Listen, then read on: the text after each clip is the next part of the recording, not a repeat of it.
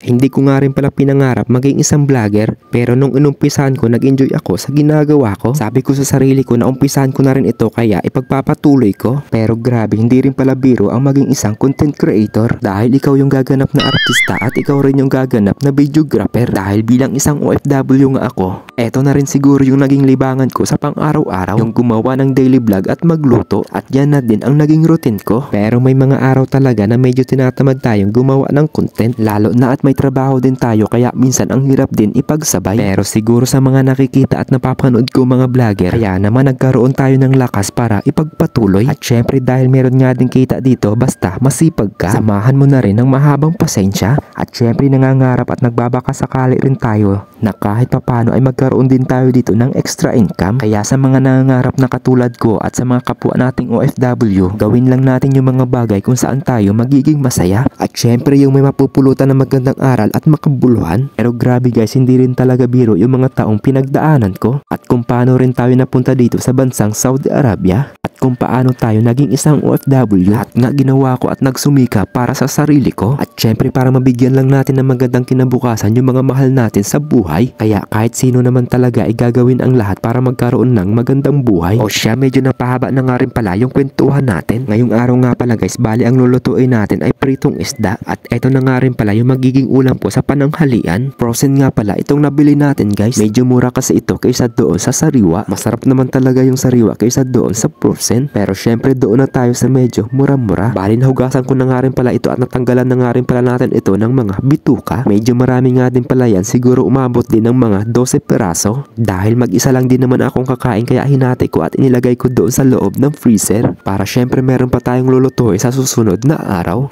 Medyo luto na nga rin pala yung kabila kaya binaligtad ko muna para yung kabila naman ang maluto. Paborito nga rin pala natin itong pritong isda. Pero syempre kahit paborito ko, hindi naman tayo madalas magprito. Dahil ang madalas ko ngang iprito minsan ay itlog. Kapag itlog nga ay iba't ibang klase ang luto. Meron sa side up egg at saka yung tinotorta. At eto luto na nga rin pala ang prinito natin kaya hahanguin ko muna. Kayo ba guys, ano ba gusto nyong i-partner o sausawan dito sa prito? Para sa akin nga ay simple lang yung gagawin kong sausawan. Kaya nagayat nga lang din pala tayo dito ng isang pirasong sibuyas. Pagkatapos ko nga rin pala magayat yung sibuyas, inilagay ko na nga rin pala dito sa maliit na bandihado at isinunod ko na nga rin pala dito yung isang pirasong kamatis para may kunting sipa naman. Nagayat nga rin pala ako dito ng siling labuyo. Masarap talaga sa sausawan kapag medyo maanghang-anghang. Tapos pipigaan ko pa nga ito ng kalahating lemon. Syempre hindi pa ako tapos dyan, maglalagay pa tayo dito ng tuyuin mong jowa. Charot lang. Eto at ready na nga rin pala tayo para kumain. Pritong isda at kamatis na may sibuyas. Yung mga ganitong simpleng ulam talaga ay eto talaga yung mga hinahanap-hanap ko. Medyo napapahaba na nga rin pala yung mga pinagsasabi natin. Ako lang pala at hindi kayo. O siya, tama na muna ang kwentuhan at i-first bite na natin yan. Tapos sasandok pa ako dito ng kamatis.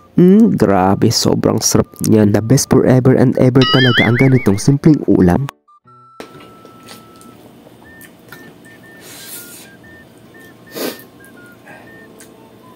So ayun guys, hanggang dito na lang ang mini vlog natin. Thank you for watching. God bless po sa inyong lahat. Bye bye!